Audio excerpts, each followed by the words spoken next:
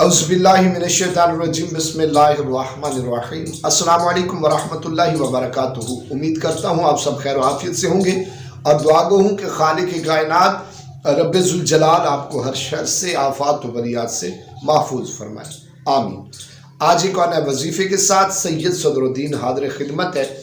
नाजरीन, ये वजीफ़ा खलासी कर्ज़ के हवाले से खसूसी वजीफ़ा है जो कि हमने काफ़ी मुरीदीन और दोस्त अहबाब को बताया है और अल्हम्दुलिल्लाह इसका अच्छा रिस्पांस मिला है। जैसे ही दोस्तों ने ये वजीफ़ा पढ़ना स्टार्ट किया है, उनका कर्जा उतरना शुरू हो गया है। तो आइए ये वजीफ़ा और उसका तरीक़ाकार समाअत फरमाइए, वजीफ़ा पढ़िए और अपनी दुआ में याद रखिए।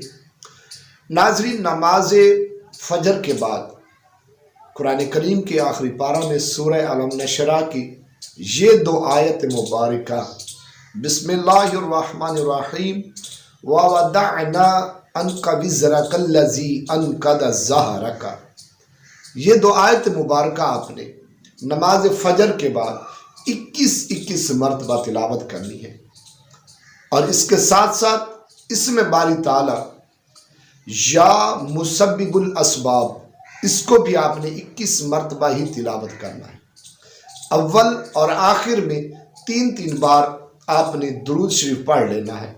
दुरूद शरीफ वो जो आपको आसानी के साथ याद हो, चाहे वो दुरूद इब्राहिमी हो या छोटा दुरूद हो या कोई सा भी दुरूद आपको याद हो, वो आपने पढ़ लेना है।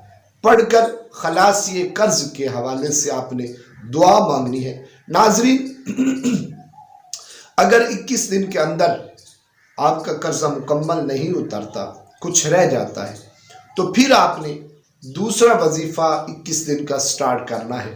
तो इंशाअल्लाह अगर मेरे अल्लाह ने चाहा तो आपका कर्जा इंशाअल्लाह मुकम्मल ख़त्म हो जाएगा, उतर जाएगा। आपकी जो परेशानी है, मुसीबत है, वो ख़त्म हो जाएगी। तो अपनी ख़ास दुआ में याद रखिएगा।